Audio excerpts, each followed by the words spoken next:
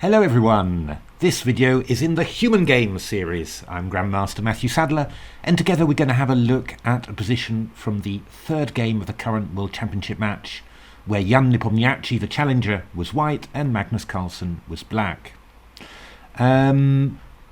Why is this an interesting position to study? Well, simply, I did a lot of work on this position, some of it just by myself without an engine and some in combination with the engines, and there are some very interesting possibilities which I'm sure were prepared by both teams, but yeah, just interesting to discover them for ourselves afterwards. Now, this is the position after Black's 11th move, and you know, as a professional in the pre-computer age, I was an inveterate 1d4 player, and well, you know, bizarrely, I analysed 1e4 a lot in those days, but I never felt confident to venture it except on rare occasions. But when I started playing again after a 10-year break, you know, I decided that one thing I wouldn't do is just play my old openings. So I started playing a lot of 1e4. And well, in these Lopez positions, I got very fond of the plan of keeping the centre closed with d3, and then somehow pushing my g-pawn when black had castled kingside.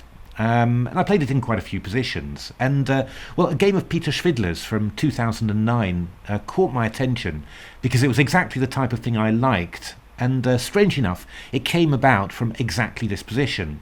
In this position, Peter Schwidler was playing Vasily Ivanchuk in 2009.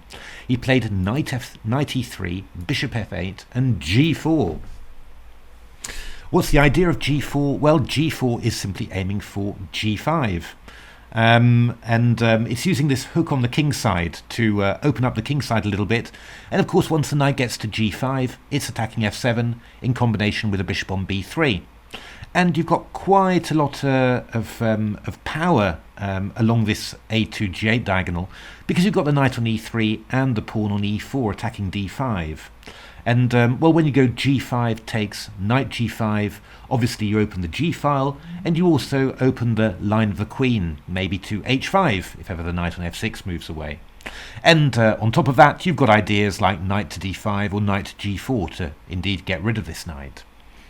Well, Peter won very, very quickly against Ivanchuk, but apparently, you know, even the game itself, Ivanchuk played the somewhat risky knight d4, but even that was supposed to be fine. And well, analysing it, you see reasonably quickly that actually knight a5 is quite a safe way to play. Bishop a2 and d5, and I mean, this is what black always wants to do. If black can get the d5 break in, then black's happy. And of course, it's a very classical way of playing. You meet an attack on the wing with a break in the centre, and actually white already has to be a little bit careful. I really hadn't realised this. I only saw these points when I analysed with my engine later. But yeah, e takes d5 is actually not a good move order, because e4 takes knight takes is actually quite awkward. I mean, queen f6 is coming in, and you're really going to start regretting that you've played g4 there. Knight takes d5 to try and win a pawn on e5. Well, I thought it wasn't that good, but I hadn't really completely understood all of the points. Here we play queen e6, forking the rook on a2 and the pawn on g4. Curses that g4 pawn again. And after rook a1 there, you might think that there might be some little stuff maybe, because the knight on a5 is pinned to the rook on a8. Well, not that much, but rook a6 is a very nice way of playing it, looking for queen h3 and rook g6 check. You know, black again is doing very, very well here. So that idea was not good. So, you know, when I just did a little bit of analysis on it quite a few years ago, then I just sort of shrugged my shoulders, and it was just a oh well, you know, g4 can't be good in every single situation. You know, what can you expect? But yeah, this you know, really came to mind when I started analysing this position after the game together with Leela. And I did it, of course, using my favourite tool at the moment, Nibbler. So let's switch to that, and you're going to see what I saw with Leela. So let's have a look how how you can use a tool like Nibbler to do some initial exploration. And I have to say that this tool for working out what Leela thinks, it's really absolutely incredible. And I could recommend it to anyone. But I was, just idly playing through the position, looking at what Leela was thinking. Get to this position after move 11. What I'm going to do, I'm going to put the limit on 1 million nodes, and I'm going to do a little go on the analysis. And it's going to take a little while to complete, just because I'm running this recording program at the same time. So we'll just speed it up to get to the end.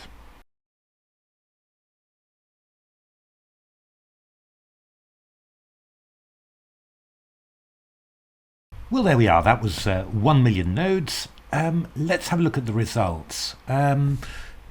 First of all, we see that this move h3 is the top move, and we also see that the second move is knight e3 followed by h3.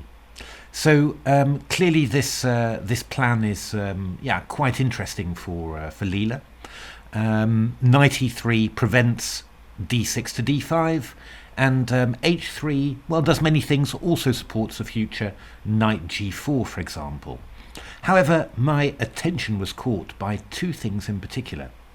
First of all, by the move bishop d2, which is actually what Nepomniachtchi played.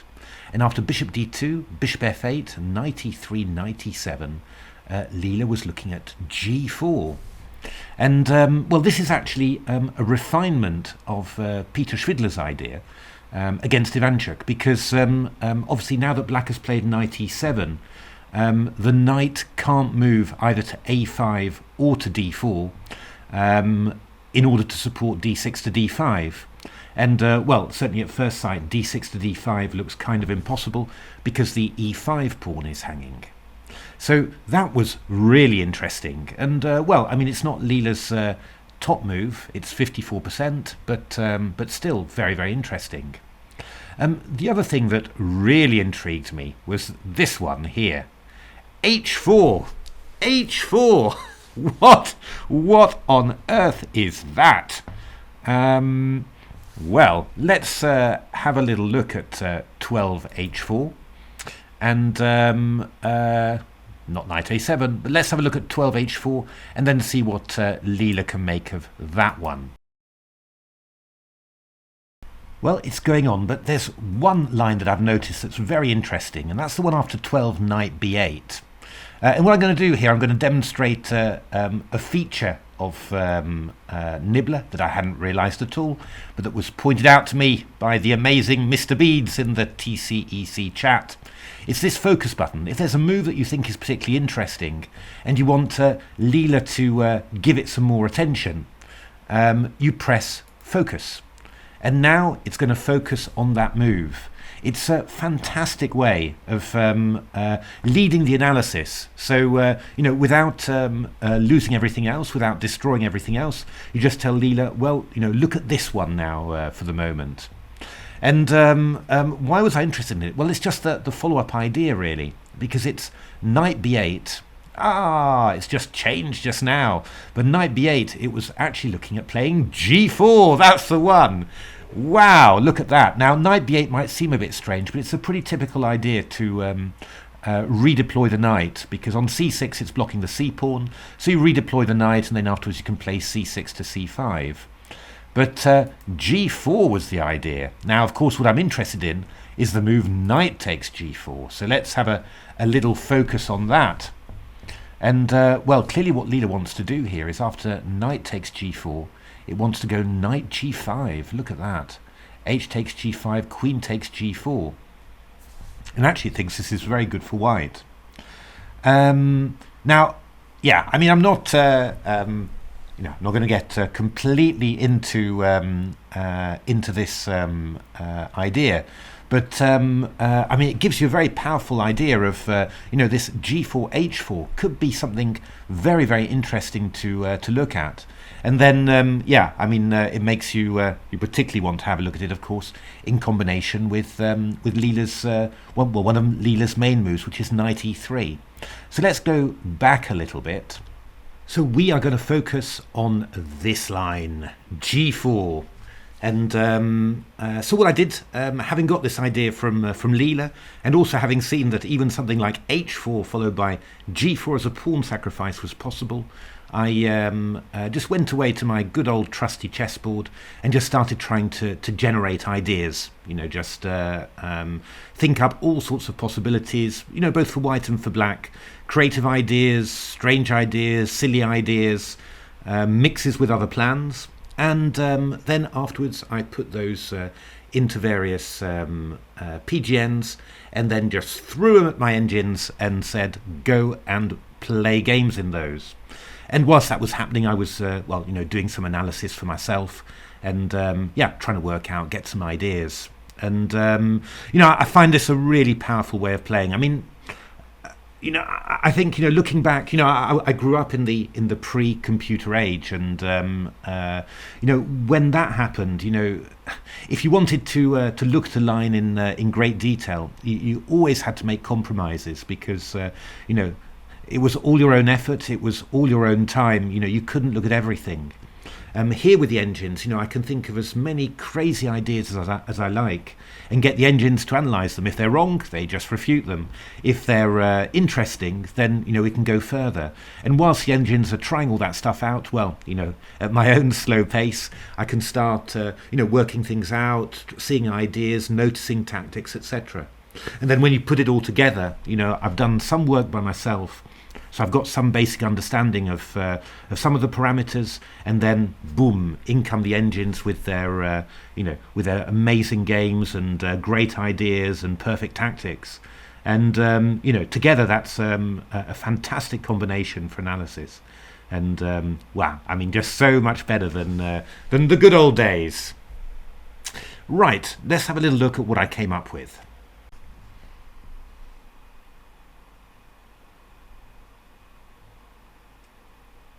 So what we are interested in is, after h6, it's bishop d2, bishop f8, knight e3, knight e7, and now instead of Nepomniachtchi's c4, we're interested in the move g4.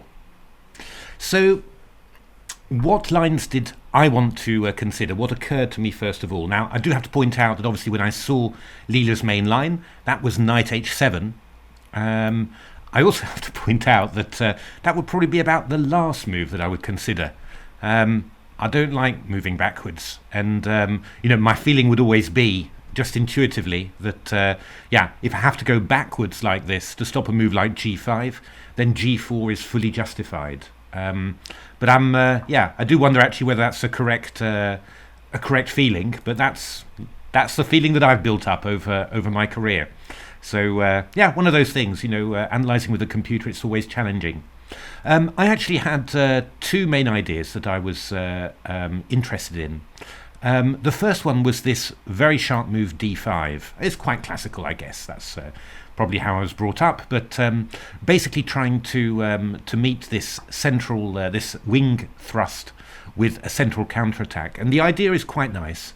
My idea was to meet knight takes c5 with c5.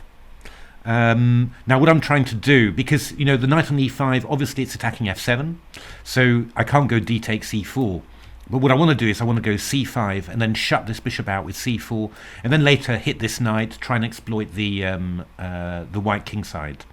I mean, that was what occurred to me first of all. Also, I think, the further I analysed a little bit more, it suddenly occurred to me that maybe g5 was a better option for white.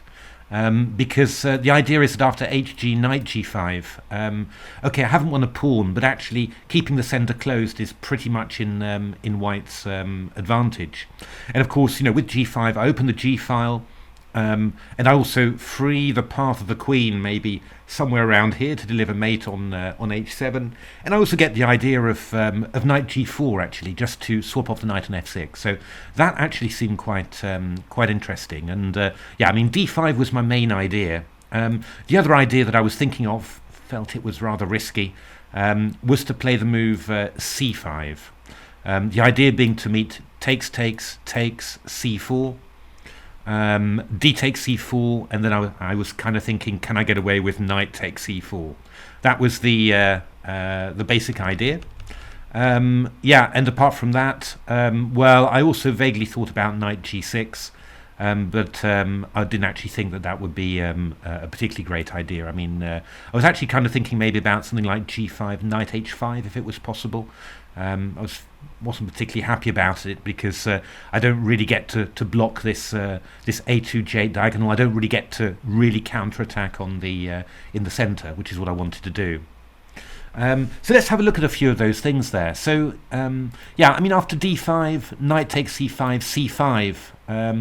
I ran a lot of engine games from here, and it was pretty exciting. But actually, it tended to work out quite decently for black. You know, this counterplay against the centre, the weakened king side, the fact that, you know, g4, it's no longer really contributing anything. It's just ensure that white can win a pawn.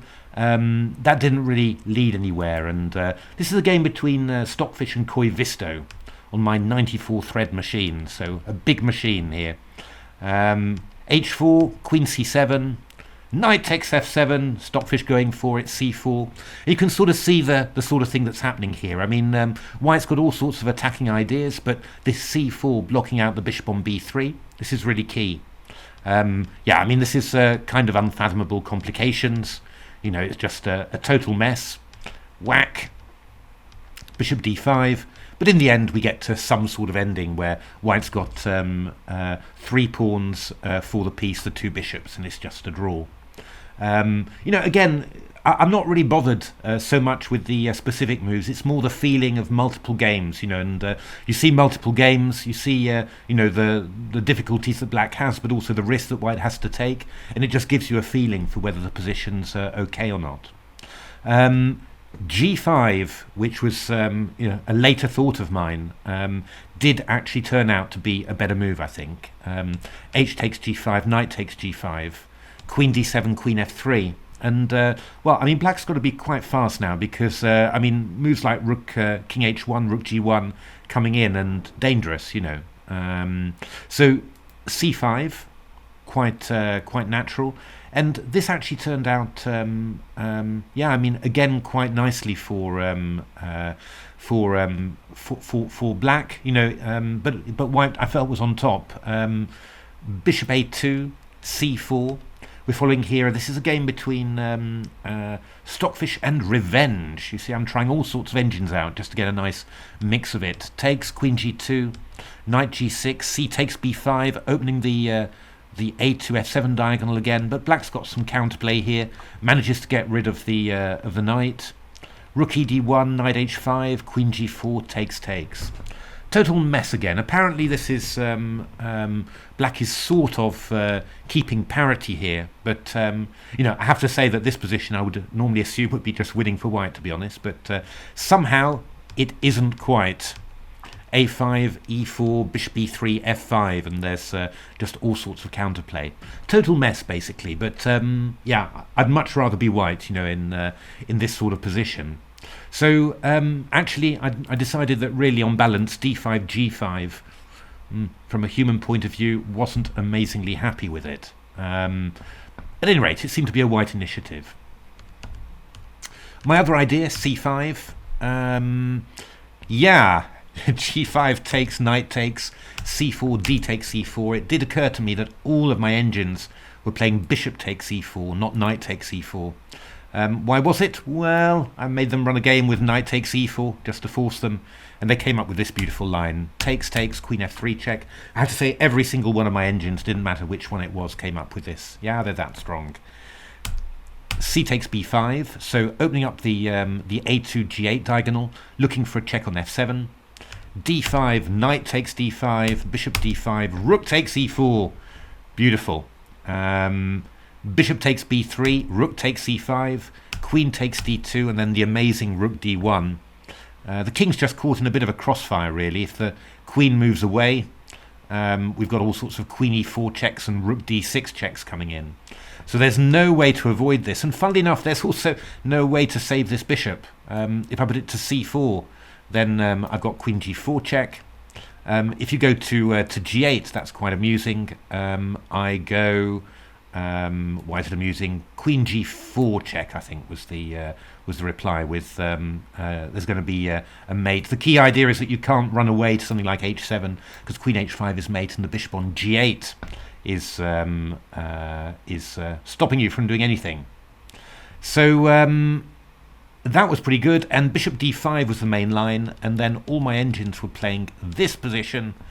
Some were playing b6, some were taking on a6, and all of them were winning for white.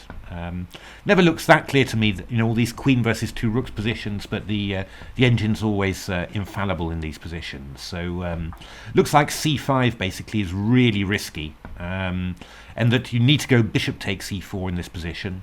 But again, after ab takes, c takes b5, opening up this diagonal, bishop g6, and now various things tried. c4 was quite a popular move here, just protecting the pawn, clamping down on d5. Bit of a shame to block the diagonal of the bishop. Bishop c3, queen b8, knight g4 was Stockfish's idea, and well, looked pretty scary. I mean, this rook can also come around e3 to h3 as well, and well, the moves are quite difficult to spot. This one especially, knight e4, is fantastic. If you take on e4 here, I take with a rook, and knight d5, I'll go bishop takes d5. So yeah, rook a8, rook e1, queen b5, queen f3, with, you know, very dangerous play for white. And actually, Stockfish managed to beat Dragon from this position. You know, I mean, again, I'm not so bothered about the specific moves. So obviously, you know, if I was going to prepare this to play in the game, I'd look a lot deeper into the tactics. But it's pretty clear, you know, the general feel of it, that c5, c4 is really risky. And yeah, I find it easier to imagine moves for white than for black. So yeah, not nice. So then we're sort of going to come to Leela's move, of course. And yeah, I mean, the idea of knight h7 feels a bit weird to you know, release any sort of pressure on the center, but you're just trying to block g4 to g5, and you're going to try and bring the knight into g6. And of course, the idea is, you know, that if you can stop white from advancing these kingside pawns, then yeah, long term g4 is just going to be rather unpleasant. And of course, you know, if I do something like I don't know, king h1, knight g6. If I go knight f5, I can do stuff like d5. It's not like white's got a superb grip over the center there. So yeah, you know, quite a few possibilities there. So I mean, what was actually happening? And this was the engine's main line, h4. I actually submitted some requests to the engines. I liked the idea of going g5. Actually, that was the one I liked. And after h takes g5, I had a couple of ideas. One was a brilliant idea that only occurred to me really because I've seen a similar theme in Gary's game against Gary Kasparov against Tkachev. I'll show you what that is. But one of the ideas was to go h takes g5, h4, and just trying to, like a Benko gambit basically, but on the king side. So I got my engines to have a look at this, and it got pretty wild. You know, it got pretty exciting. But yeah, my engines really felt that they were, you know, coping quite well. Although I have to say that if I was black in this position, I would be seriously worried. I can tell you, this looks rather scary. But somehow all the tactics hold together for black. So yeah, slightly worrying and definitely an interesting idea. The other idea was really cunning, I thought. It's this one, knight takes e5. And yeah, you see this in a number of lines in this variation, all over the shop actually, that it's quite hard to put something in the way of the a2 g8 diagonal. Just because of white's control with a pawn on e4 supported by a pawn on d3, knight on e3 and a bishop on b3. So you've actually got this great tactic, which is basically where I stopped, I have to say, and then sort of hoped that there would be something, you know, something would turn up. Yeah. Well, that's one of the advantages of having an engine, isn't it? In the good old days, it would have been hours of sweat. This, but King G7, Knight F5 check. I hadn't spotted this, of course, but it's a very nice move. The idea is if G takes F5, Bishop takes C8, of course. Knight takes F5. I've got Queen takes G6 and mate. So after King H8, Bishop takes G6, takes. Queen C8. The Queen's coming around. This actually ended up as kind of basically a draw in my engine games. But it was more that White somehow managed to keep the balance. In principle, Black was doing quite nicely here with two bishops and White's king is a little bit open as well. But random enough that you could sort of say worth a punt. That definitely. But those were my crazy ideas. My little Benko gambit on the king's wing. Leela was much more sober and wanted to go H4 and G5, and now C4 was a big idea from Black. There was another idea which was a lot more solid, and this was to play G6, which perhaps, kind of feels to me like the best line. H5, H takes G5. HG6, knight takes G6, bishop D5, takes. This was, this happened in a lot of engine games, and compensation for White, weak light squares, plenty of invasion possibilities, but my engine was holding it. But again, if I had to think, would I play this in a practical game? Absolutely. Why not? You don't often get imbalance like this for free. G5, C4 was, of course, the line that I liked the most, so I concentrated on it a little bit more. D takes C4, bishop E4, G8, queen D7. Knight H2 was the engine idea, and, well, it's just anybody's game, isn't it, really? It is a total mess. This just tickled my fancy when I saw it. Queen E2, knight G6, queen F1, knight G2. Somehow these two knights on F6, G6, G2, H2. H7 check, just trying to bring the queen away. The king moves away. We go bishop takes F7, rook E8, C4, D5. Yeah, unfathomable for humans. This, it's a total mess. But the engines actually believe after takes that the White has got some advantage. But in the end, they managed to hold. Obviously, all this way outside what I could expect of myself to do. But just in general, looking at it, you do feel that White's the one pressing. White's got loads of tactical chances, and Black's having to show a lot of resourcefulness to stay afloat. So basically, it looks to me like G4 is a very, very interesting idea with plenty of possibilities there, and but so why wouldn't Nepomniachtchi have played it, and would Magnus's team have been aware of it? Well, I think what you're talking about there, that would be my guess, is the difference between the preparation that I would use at my level, second tier, third tier grandmaster, and the preparation that you use at the World Championship. I'm sure that Magnus's team have looked at these sort of ideas in very great detail, and it wouldn't amaze me at all, that Jan Nepomniachtchi's team has also seen this idea, decided that my opponent will be well prepared for this, and then simply discovered another idea that maybe the opponent might have overlooked. The idea that he played in the game, takes, knight takes, looking to go into A5, and after the best move, far from obvious, knight C6, then rook C1, with again a not particularly obvious but rather unpleasant threat of knight A5. It's and it was only really Magnus's fantastic play, A5, bishop C3, and then this lovely move, bishop C8. Dealing with the threat of queen D2 attacking the pawn on A5 because of bishop E6 with a pin on the knight. Bishop on B3 is loose. It was only that fantastic set of 3 or 4 moves from Magnus that neutralized the idea. So yeah, again, for me, in my preparation, in my games, something like G4, wow, I'd just be going for it. But probably at the World Championship, you reject lines like this, simply because you assume that the opponent has prepared them properly and knows what's going on. So yeah, I mean, well, I hope that was interesting. I mean, I tried to give a little bit of an idea, really, about how to prepare, really, and how to use engines. I mean, you can see using Nibbler in order to generate ideas, really powerful, really stimulating. And then you see, all the ideas that I could come up with, just to deal with an idea like G4, and then afterwards running those series of engine games, between strong engines.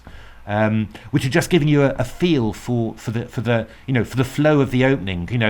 Is white in huge trouble, or is black in trouble, or who do I feel more comfortable with? And one of the key things about learning new openings and preparing opening lines is that what you don't want is when you go and play it that you feel completely cold and empty and emotionless.